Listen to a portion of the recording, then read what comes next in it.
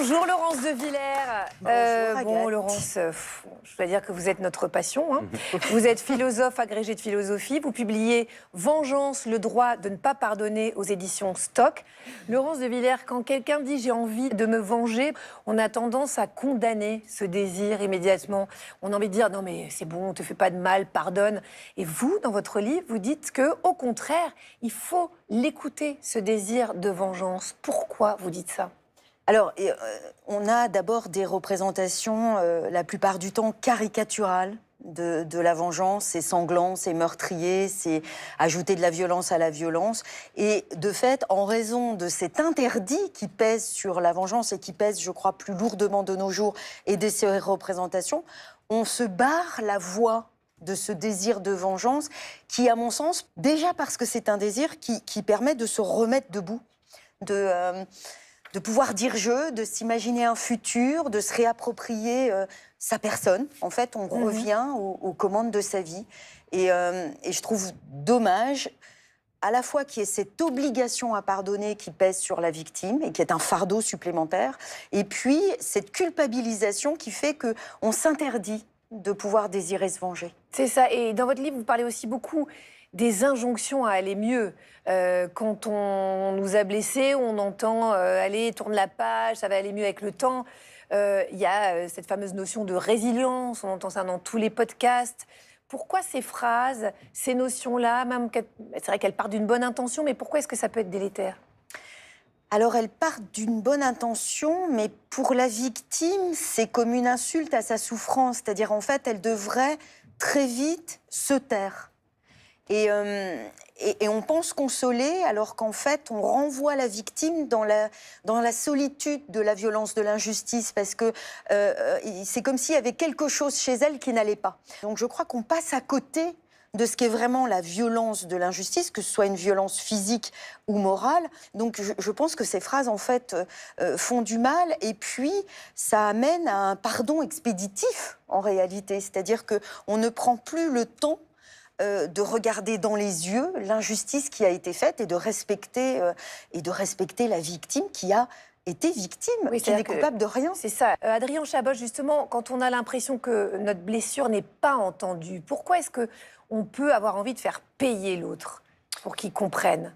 Très rapidement, assez rapidement, on va tout de suite savoir si la personne a voulu nous faire mal de manière volontaire, c'est-à-dire est-ce qu'il y a une jouissance à faire mal ou une raison qu'on ignore, et si aussi la personne le reconnaît.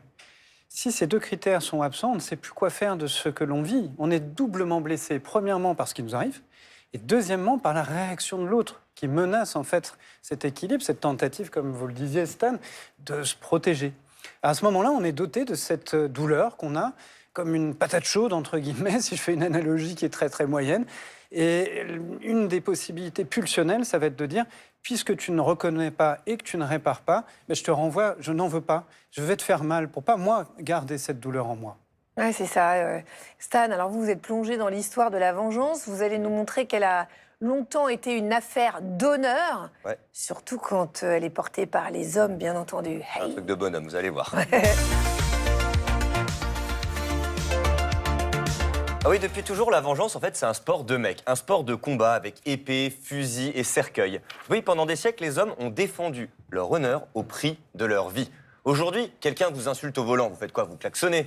À l'époque, duel, on vous regarde de travers, duel, on vous marche sur le pied. Ah ouais, mon pote, duel. Oui, pendant longtemps, la réputation d'un homme vaut plus que sa vie. Et lorsque son honneur est blessé, il faut réparer l'affront, pas avec des excuses, non, avec une arme.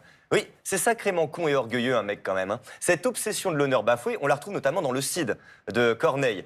J'explique. Chimène et Rodrigue sont amoureux, sauf qu'un jour, le père de Chimène baffe le père de Rodrigue. Aujourd'hui, ce serait un gros dérapage lors d'un repas de famille, sauf qu'à l'époque, c'est un drame national. Pour laver l'affront, fait à son papa trop vieux pour combattre, Rodrigue va provoquer le père de la femme qu'il aime en duel et le tuer. Morale de l'histoire, l'ego est plus fort que l'amour.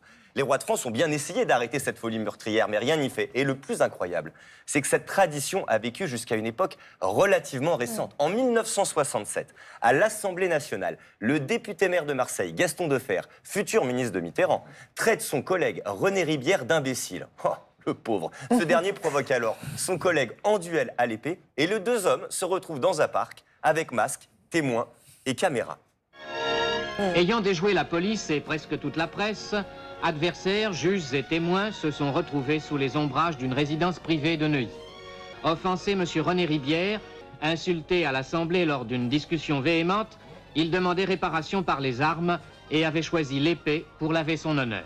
Liant le fer, marchant, poussant sa botte, enfin, M. Defer touchait son adversaire à l'avant-bras. Le premier sang venait d'être versé. M. Ribière pourtant exigeait de reprendre le combat, non pas à mort, car il pensait se marier le lendemain même et risquer sa vie pour une insulte lancée au cours d'un débat politique n'est guère de notre temps. Lorsque, sur une nouvelle botte, M. Ribière fut une fois encore touché, l'arbitre arrêta la rencontre. Incroyable. Incroyable. Incroyable. Mais c'est lunaire. Ouais, il y a un demi-siècle, quoi. Ouais. C'est fou. Alors, vous le voyez, historiquement, la vengeance est une affaire de mecs. Ce sont eux qui tiennent les premiers rôles. Et quand une femme est offensée, c'est encore les mecs de son entourage qui sont censés la venger. On l'a vu dans l'histoire. Le problème avec cette vision très viriliste de la vengeance, c'est qu'elle a transformé la colère en un privilège masculin. Voilà pourquoi aujourd'hui encore, quand une femme s'énerve, on la traite d'hystérique. Vous partagez ce constat, Laurence ? Oui, parce que je trouve que ce qui se joue en réalité, c'est pas tant le féminin ou le masculin que le pouvoir. Et le pouvoir serait plutôt du côté des hommes. Mais quand même, la première tragédie en France, vous avez cité Corneille, c'est Médée. Et Médée, c'est une femme qui se venge, et elle se venge à un point où ça nous fait horreur. Elle tue les enfants qu'elle a eus avec le traître. Mais les grandes figures de vengeance, en réalité, dans l'histoire, sont des femmes.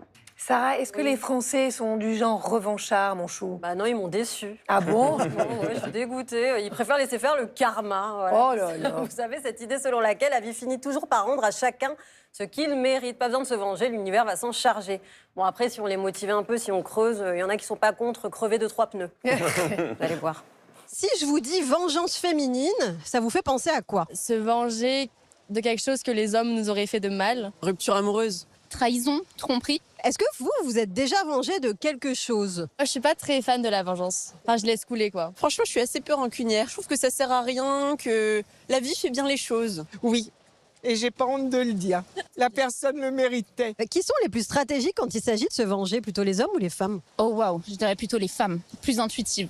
Pour les femmes, on est intelligentes et du coup, on va se venger mieux et stratégiquement. Ah bah les femmes, hein, forcément. Je crois que les techniques sont beaucoup plus développées dans le cerveau féminin. La vengeance, ça libère ou c'est plutôt un poison pour l'esprit? Je pense qu'au début, ça libère, dans un premier temps, mais après, c'est un poison. Ceux qui veulent se venger vont d'abord ressentir une espèce de poison tant qu'ils l'ont pas fait, puis une extrême libération, mais peut-être qu'à long terme, c'est pas si libérateur que ça et que c'était peut-être qu'une illusion. Si votre ex vous regardait en ce moment, quel serait votre plus beau geste de vengeance? Hop là, voilà.